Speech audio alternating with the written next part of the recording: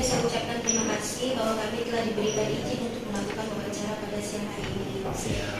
Perkenalkan Pak, nama saya Siti. Saya Sony Ai Purnama dari kelompok 2 Latsar CPNS 2021 ingin menanyakan tentang wawasan kebangsaan kepada Bapak. Mungkin langsung saja kepada pertanyaannya Pak. Baik Mbak Septi, jadi dari pertanyaan Mbak Septi yaitu apa makna wawasan kebangsaan menurut saya, yaitu cara pandang bangsa Indonesia dalam rangka mengelola kehidupan berbangsa dan bernegara yang dilandasi oleh jati diri bangsa dan juga kesadaran terhadap sistem nasional yang bersumber dari Pancasila, Undang-Undang Dasar, NKRI, dan Bhinneka Tunggal Ika. Nah, hal itu semua guna untuk memecahkan berbagai persoalan yang dihadapi bangsa dan negara ini demi mencapai masyarakat yang aman, adil, makmur, dan sejahtera. Wawasan kebangsaan itu kalau menurut pemahaman saya adalah bagaimana pemahaman seorang ASN ya, pada nilai-nilai kebangsaan yang ada di Indonesia ya, baik itu bagaimana menjaga kedaulatan kita, menegakkan nilai-nilai Pancasila dan mengikuti undang-undang yang ada di Indonesia. Seperti itu. Bela negara itu suatu perwujudan dari sikap, tindakan, perilaku seluruh warga negara yang diwarnai dengan sepenuh kejiwaan, kecintaannya kepada NKRI dan selalu bersumber berdasarkan pengamalan nilai-nilai dari Pancasila dan makna dari Undang-Undang Dasar 45. Bela negara itu merupakan suatu tekad, sikap, dan perilaku serta tindakan warga negara baik secara perseorangan maupun kolektif dalam menjaga kedaulatan dari suatu negara, keutuhan wilayah, dan keselamatan bangsa dan negara yang dijiwai oleh rasa kecintaannya terhadap NKRI yang berdasarkan Pancasila, Undang-Undang Dasar Negara Republik Indonesia tahun 1945 dalam menjamin kelangsungan hidup bangsa Indonesia dan negara dari berbagai ancaman. Ya tentu bangsa dan negara kita akan rentan tentang disrupsi atau kerusakan yang berasal dari luar atau bahkan dari dalam negara kita sendiri kalau kita tidak ada jiwa patriotisme. Sehingga kita perlu membentengi itu dari segala tingkatan pelajar punya porsinya masing-masing, tingkatan mahasiswa punya porsinya masing-masing, korporat atau swasta juga punya porsinya masing-masing, apalagi kita sebagai ASN itu punya porsinya masing-masing untuk melakukan hal tersebut. Bila tidak ada sikap bela negara, jadi bela negara itu perlu diperkuat mengingat adanya perubahan spektrum ancaman terhadap negara menjadi sangat multidimensi dan saling berkaitan. Nah, perubahan spektrum ancaman itu akan menjadi ancaman yang nyata, antara lain tindakan terorisme dan berkembangnya paham komunis, liberalis, narkoba, pencemaran dan hoax serta adanya potensi ancaman militer. Konflik sosial dan LGBT juga bisa masuk di dalam kegiatan spektrum ancaman tersebut. Potensi ancaman militer dapat berasal dari luar negeri seperti agresi militer, pelanggaran wilayah oleh negara lain, adanya mata-mata, sabotase, dan aksi teror dari jaringan internasional. Selain itu juga ancaman militer dari dalam negeri meliputi pemberontakan yang bersenjata, konflik horizontal, aksi teror, sabotase, aksi kekerasan yang berbau dengan SARA, dan juga gerakan separatis. Generasi muda adalah harapan pengisi pembangunan negara bangsa. Maka cara yang menurut saya caranya adalah menanamkan sikap dan peduli bela negara itu sejak usia dini hingga di pendidikan tinggi melalui program-program baik yang terintegrasi maupun program khusus dan melalui pendidikan formal, non formal, melalui organisasi-organisasi masyarakat. Terkait dengan generasi muda yang setia. Jadi generasi muda itu merupakan sumber daya manusia yang potensial di masa yang akan datang. Generasi muda merupakan potensi bangsa yang dipersiapkan untuk mendapatkan prestasi dan memberikan sumbangan yang nyata bagi pembangunan bangsa dan negara. Bila pemahaman wawasan kebangsaan meningkat, maka keutuhan persatuan dan kesatuan dari NKRI akan lebih kuat. Karena secara sadar akan muncul semangat atau dorongan hati yang kuat untuk cinta terhadap tanah air kita dalam membela serta menjaga keutuhan dari NKRI-nya kita.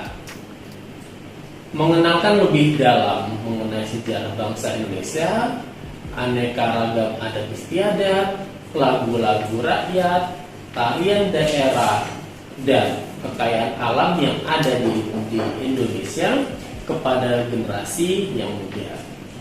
Memberikan pemahaman kepada generasi muda mengenai peran serta rakyat Indonesia dalam upaya kemanusiaan, perdamaian yang ada di dunia internasional. Selain itu juga mengajarkan kepada generasi muda agar rajin membaca buku, mengadakan diskusi, seminar lokakarya, kemudian mengadakan lomba di hari-hari nasional seperti pada Hari Kemerdekaan salah satunya. Selain itu juga mungkin kita bisa mengarahkan mengikuti kegiatan ekstrakurikuler yang ada di sekolah ataupun yang ada di kampus. Dari hal yang sederhana, karena di Diklat itu kami berhubungan dengan pelatihan-pelatihan, pesertanya juga beraneka ragam. Biasanya sebelum memulai kegiatan, kita selalu menyanyikan bersama-sama tentang lagu kebangsaan Indonesia Raya. Kemudian kita berdoa untuk lancarnya kegiatan. Tentu ini berkaitan dengan sila-sila Pancasila tentang ketuhanan dan persatuan Indonesia, yaitu untuk bangga dan memupuk atau meningkatkan rasa nasionalisme kita dengan menyanyikan lagu Indonesia Raya. Selain itu, nilai-nilai kenegaraan biasanya kita masukkan juga dalam materi-materi pelatihan, walaupun itu mungkin sedikit. Terutama yang kami bidangi itu adalah pelatihan-pelatihan tentang teknologi. Tapi kita juga tetap harus memperhatikan kondisi-kondisi terkini bagaimana mempertahankan kedaulatan negara kita ini. Ya, begitu. Kalau bagi saya, yaitu bagaimana cara kita untuk bisa mempunyai rasa satu kesatuan, menghormati antar suku, budaya, agama, bahasa, supaya terjalinnya rasa saling hormat menghormati, rasa saling kasih mengasihi, serta melestarikan juga bentuk tanaman yang ada di sekitar kita sebagai bentuk cinta terhadap tanah air. Kita pertama taat aturan hukum. Ya. Di universitas itu kita punya statuta, ya. Bagaimana pelaksanaannya di setiap lembaga itu kita harus ikuti. Kemudian bagaimana kita melaksanakan kegiatan perjanjian kerjasama dengan pihak lain untuk menyelenggarakan pelatihan yang diselenggarakan di RPTIK, tentu itu menggunakan dasar hukum. Nah, ini menurut saya merupakan implementasi dan bukti bahwa LPTIK juga paham dan mengikuti aturan hukum. Selain itu, cara kami untuk memberikan hal tersebut kepada mahasiswa ketika melakukan praktikum yang dilaksanakan di laboratorium di RPTIK di bawah pusat yang saya pimpin, itu kita juga selalu menanamkan nilai-nilai Pancasila. Kemudian kita mengikuti aturan yang berasal dari buku panduan akademik universitas, menentukan capaian pembelajaran, apa yang harus dilakukan pada pertemuan keberapa, kemudian metodenya berapa. Jadi kita tertib tentang aturan yang dibuat atau dikembangkan oleh universitas, baik untuk dosen, tenaga kependidikan, ataupun mahasiswa. Gitu.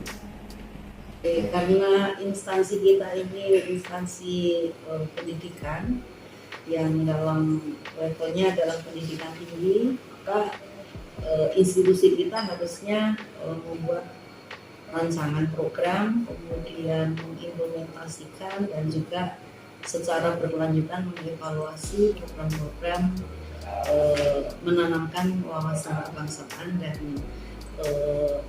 nilai-nilai dari NKRI itu melalui berbagai program, baik yang sifatnya kurikulum masuk ke dalam mata kuliah khusus. Ada mata kuliah yang memang diprioritaskan, kemudian ada mata kuliah yang secara terintegrasi, kemudian juga membuat program-program melalui magang, kemudian melalui praktik lapangan lainnya, itu selalu ditanamkan integrasi tentang wawasan kebangsaan, terutama di program yang menjadi andalan selain mata kuliah adalah program mata kuliah KKN. Bahkan ada mata kuliah KKN yang prioritasnya adalah menanamkan, membekali, kemudian mengajak partisipasi masyarakat untuk menuju pada wawasan kebangsaan dan NKRI.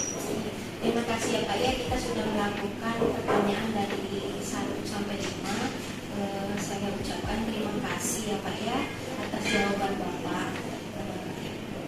Assalamualaikum warahmatullahi wabarakatuh. Ya, terima kasih Mbak Nur. Terima kasih atas wawancara para narasumber. Baiklah, kita akan menyimpulkan dari hasil wawancara bahwa implementasi dari wawasan kebangsaan dan nilai-nilai bela negara sudah sering terimplementasikan tanpa kita sadari. Misalnya mulai dari menanam pohon di kampus, itu merupakan bagian dari cinta tanah air, lalu saling menghormati terhadap perbedaan agama, budaya, dan kultur, bahasa. Selain itu, bentuk implementasi yang dilakukan para aktivitas akademika di Universitas Bengkulu yaitu menyanyikan lagu Indonesia Raya dan mengikuti upacara pada hari kebangkitan nasional maupun hari-hari nasional lainnya. Oleh sebab itu, Universitas Bengkulu secara tidak langsung sudah banyak mengimplementasikan wawasan kebangsaan dan nilai-nilai bela negara. Terima kasih.